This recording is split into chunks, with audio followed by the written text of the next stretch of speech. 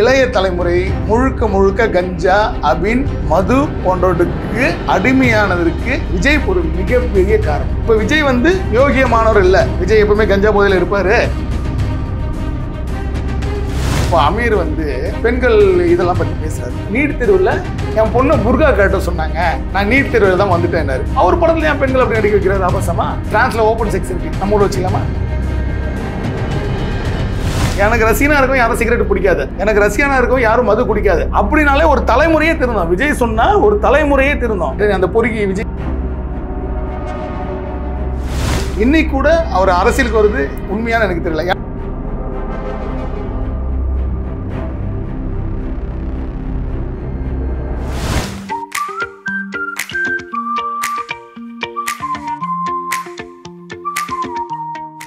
நான் டைரக்டாவே குற்றம் சொல்றேன். இன்றைக்கு இளைய தலைமுறை முழுக்க முழுக்க கஞ்சா, அபின், மது போன்றவற்றுக்கு அடிமையானதற்கு விஜய் போன்ற கரிஸ்மாட்டிக் நடிகர்கள் ஒரு மிகப்பெரிய காரணம். அதை மாற்றவே முடியாது. எப்படி போன தலைமுறை சிகரெட்டுக்கு அடிமையானதுக்கு ரஜினிகாந்த் காரணம் நான் சொல்ல, ஆய்வறிக்கை சொல்லுது. அதுபோல் அடுத்த தலைமுறை இந்த மாதிரி போதை கலாச்சாரத்துக்கு அடிமையானதுக்கு முழுக்க முழுக்க காரணம் திரைப்பட நடிகர்கள் தான். ஏன்னா இவங்க தான் அந்த கான்செப்ட் உதைக்கிறாங்க. மகிழ்ச்சியா இருந்தா குடி, துக்கம்னா குடி. அதை யார் சொல்லி தருது? சினிமாக்காக நடிக்கிறாங்க, அவங்க குடின்னு சொல்லி ஊக்கப்படுத்துறாங்க. ஆமா, உண்மைதான். நீங்க நல்லா தெரிஞ்சுங்க, இன்னைக்கு நம்ம தமிழ்நாட்டு மக்கள் வந்து விசிலடிச்சான் குஞ்சுகள் தான். ஓகேங்களா? எம்ஜிஆர், கலைஞர் முதற்கொண்டு என்னைக்கு ஆட்சிக்கு வந்தாரோ சினிமா நடிகர்களை கடவுளா நம்புற ஆளுங்க தான் நம்ம தமிழ் ஆட்கள். அங்க திரையில நடக்கிறது நிஜம் நம்புறவங்க நம்ம. இல்லைன்னா விஜய்க்கு எப்படி அவ்வளோ கூட்டம் வருது? ஏறக்குறைய ஒரு மணி நேரத்தில் 50 லட்சம் உறுப்பினர்கள் சேர்றாங்க. அவ்வளோ பெரிய இளைஞர் பட்டாளத்தை வச்சிருக்காரு. அவர் என்ன சொன்னாலும் அதை நிஜம் நம்புறாங்க. சரியா? அப்போ அவரை போன்ற நேரில் குடிக்கும் போது குடிக்கிற தப்பு இல்லைன்னு நினைக்கிறாங்க. சிகரெட் குடிக்கிற தப்பு இல்லைன்னு நினைக்கிறாங்க. உண்மை அதுதானே? நீங்கள் விஜயோட ரசிகர்லாம் பாருங்க, எல்லாம் ஒழுக்கமாக இருக்காங்களா? ஒரு வாட்டி ஒரு ரோலிங் தேட்டரில் ஒரு டீசர் ரிலீஸ் ஆச்சு, ஞாபகம் இருக்கா? அந்த தேட்டரை என்ன பாடுபடுத்தினாங்க, என்ன கட்டுக்கோப்பாக இருக்காங்க. இன்னைக்கு தமிழக வெற்றி கழகம் ஆரம்பிச்சிருக்காரு. இல்ல, அது அவரு ரசிகரா இருக்கிறப்ப அந்த மாதிரி ரசிகர் மன்றமா இருக்கிறப்ப பண்ணாங்க. வெற்றி கழகத்துக்கு அப்புறம் நிறைய நலத்திட்ட உதவிகள்லாம் பண்றாங்களே. சரி, இது ஆரம்பிச்சாச்சு. தன்னுடைய ரசிகர்கள் யாரும் மது குடிக்கூடாது சொன்னது யாரு? எம்ஜிஆர். இவர் சொல்லுவாரா? இல்ல, சொல்ல முடியுமா? சொல்லல. ஏன் சொல்லல? அதாவது உங்களை நம்பி இத்தனை லட்சம் இளைஞர்கள், அதாவது இன்னைக்கு வந்து தமிழ்நாட்டில் கஞ்சா இல்லாத இடம் கிடையாது, கொகைன் இல்லாத இடம் கிடையாது. அதாவது மேல்நாட்டில் யூஸ் பண்ணுற அத்தனை போதைப் பொருட்களும் தமிழகத்தில் கிடைக்கின்றன. யூஸ் பண்ணுறது எல்லாமே 16லேருந்து 25 இருக்குள்ள பசங்க.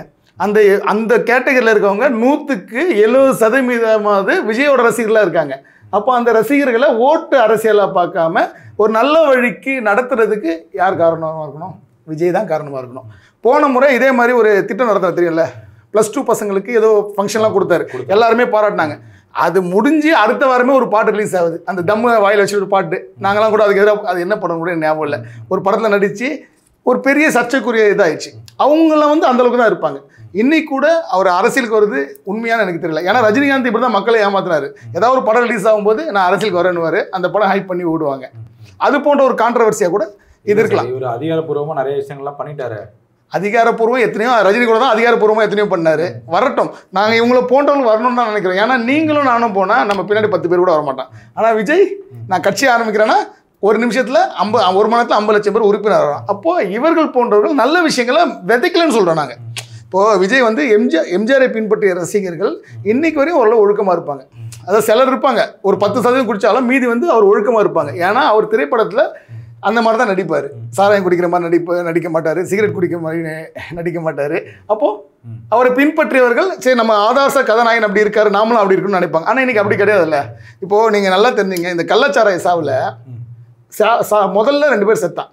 அந்த வீட்டில் போய் தான் மற்றவங்க குடிச்சு செத்தான். அப்போது வீட்டில் குடிக்கணும், துக்கம்னா குடிக்கணும், சந்தோஷம்னா குடிக்கணும் அப்படின்ற ஒரு கலாச்சாரத்தை தமிழ்நாட்டு மக்கள்கிட்ட விதைச்சது யாரு? சினிமா தானே விதைச்சது, வேற யாரு? நீங்களும் நம்ம சொல்லி கொடுத்தோம். சினிமா விஜய் தானே காரணம். இன்னைக்கு தலைமுறைக்கு விஜய் தானே ஆதர்சம் வைக்கிறோம்.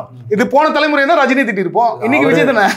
அரசியல் கள்ளக்குறிச்சி வந்து விரைந்து அந்த ஒரு நாள் போயிருந்தாரு, பார்த்தாரு. இப்ப ரசிகர்கள் இல்லாம வெற்றி கழக தொண்டர்கள்லாம் இருக்காங்க, நிறைய நலத்திட்ட உதவிகள்லாம் இருக்காங்க. பார்த்தாரு, நல்ல திருந்தறதுக்கான வாய்ப்பு இருக்குல்ல. அது அவர் சொல்லட்டும்னு நான் சொல்றேன். இப்போ தமிழக வெற்றி கழகம் ஆரம்பிச்சிட்டாரு. நாளைக்கு இந்த விஷயம் எனக்கு ரசிகர்களா இருக்கவங்க மது பழக்கத்துக்கு அடிமையாவாதீங்க.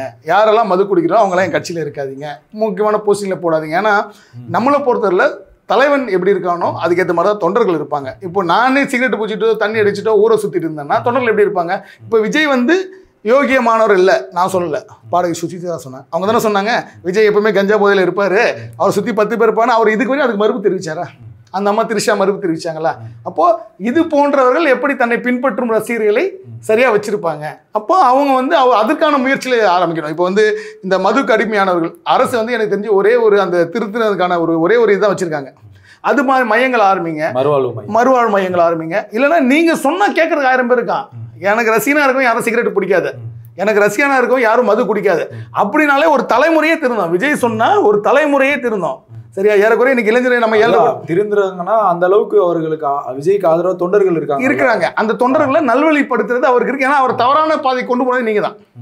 ஏன்னா ஸ்டைலாக சிகரெட் பிடிக்கிறதா இருக்கட்டும், ஸ்டைலாக குடிக்கிறதா இருக்கட்டும், அதெல்லாம் வந்து தவறுன்னு எப்படி நினைக்கிறான்? ஒரு படத்தில் பார்க்குறான், நம்ம தலைவரே குடிக்கிறார், நம்ம ஏன் குடிக்கக்கூடாது அப்படித்தானே நினைக்கிறான். உண்மை அப்படித்தானே. அப்போ அவர்களும் நீங்க வந்து படம் சிகரெட் குடிக்கிறதுல இப்போ இயற்கை ஆயிடுச்சு. எல்லாருமே நாங்களாம் குடிக்கிறதுல அது எப்படி இயற்கை ஆயிடுச்சு? ஒரு 10% 20% குறைஞ்சிருக்கு. இல்ல அது அடிமைப்படுத்துறது. நிறைய ஐடி ஊழியர் பெண்களே அதுக்கு அடிமைப்படுத்துறது. அது இப்போ விஜய் ஆண்டனி, அந்த பொறுக்கி விஜய் ஆண்டனி தெரியும்ல, அந்த யாரு அந்த டேரக்டர் ஒருத்தர் பிச்சையாரன் படம் எடுத்தாரு. அவர் கடைசியில் ஒரு படம் ஒன்று எடுத்தார் தெரியுங்களா?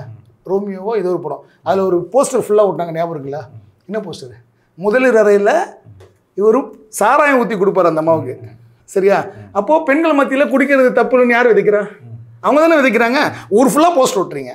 ஓகேங்களா? ஊர் ஃபுல்லாக போஸ்ட் விட்டுங்க. விஜய் ஆண்டனிக்கு ஒரு நல்ல ஒரு இமேஜ் இருக்கு மக்கள் மத்தியில், நல்ல படங்கள் எடுப்பாங்க. வந்து சினிமா தான் காரணம். இப்போ அதுமால வந்து இந்த மது சம்பந்தமான இந்த விளம்பரம் வரக்கூடாது. அதுவும் இந்த ஆர்ப்பாட்டம் தான் வைக்கிற மது சம்பந்தமாக நம்ம வைக்காதீங்க.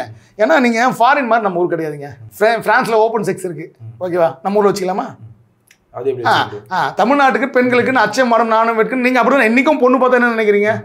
பொண்ணு தலை குனிஞ்சு இருக்கணும், தலையை போட கட்டணும்னு சொல்லிட்டு தானே இருக்கீங்க நீங்கள். நம்மளோட கலாச்சாரம் எப்படி அதுக்கேற்ற மாதிரி தான் வாழணும். நீங்கள் ஹாலிவுட் படம் அப்படி எடுக்கிறான், டோலிவுட் படம் அப்படி எடுக்கிறான் அப்படின்றீங்க. இப்போ அமீர் வந்து பெண்கள் இதெல்லாம் பற்றி பேசுகிறாரு. சரியா? அவர் வீட்டு பொண்ணுங்க புர்கா, அவர் சொன்னார் நீட் தேர்வில் என் பொண்ணை புர்கா கட்ட சொன்னாங்க, நான் நீட் தேர்வில் தான் வந்துட்டேன்னாரு. அவர் படத்தில் ஏன் பெண்கள் அப்படி நடிக்க வைக்கிறாரு? ஆபாசமா? நான் கேட்க நியாயமான கேள்வி தானே. அப்போ அமீரை வந்து என்ன சொன்னோம், தன் வீட்டு பொண்ணு நீட் எக்ஸாமில் கூட புர்காவை கழட்டக்கூடாதுன்னு நினைக்கிறவர் எத்தனையோ பெண்களோட மார்பகங்களையும் இடையும் காட்டி தானே படம் எடுக்கிறாங்க.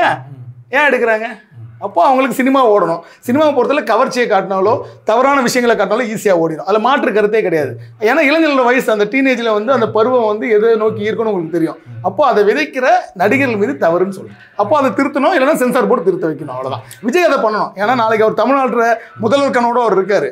கண்டிப்பாக இதை சரி பண்ணார்னா கண்டிப்பாக அவருக்கு ஒரு மிகப்பெரிய எங்களை மாதிரி நடுநிலையாக இருக்கவங்க ஓட்டுகள்லாம் கூட அவருக்கு போகிறதுக்கு, அவர் விமர்சிச்சவங்க கூட அவர் பக்கம் சாயறதுக்கான வாய்ப்புகள் கண்டிப்பாக கொடுக்கலாம். விஜய் போன்றவர்கள் இந்த தலைமுறை திருத்துறதுக்கு நான் வந்துட்டேன், இன்னைக்கு இந்த மாதிரி ஒரு கட்சி ஆரம்பிச்சிட்டேன், என் பின்னாடி 10 லட்சம் பேர் இருக்காங்க, அவர்களை நான் நல்வழிப்படுத்துவேன், என்னை பின்பற்றவர்கள் ஒருத்தர் கூட மது குடிக்க மாட்டாங்க, சிகரெட் பிடிக்காம இருக்குது நான் உறுதின்னு சொன்னா எங்களை போன்ற நிறைய பேர் கூட விஜய்க்கு ஆதரவு தரலாம். மாட்டுக்கு அண்ணன் சீமான் சொன்ன மாதிரி என் அண்ணனின் தம்பியும் பிரிக்கிற மாதிரி அவரும் தமிழர் நானும் தமிழர், ஒரு தமிழ்ன்ற மூலம் தார்மீக ஆதரவு கொடுக்குறோம். இன்னைக்கு வரைக்கும் தமிழர் ஆள் இல்லை.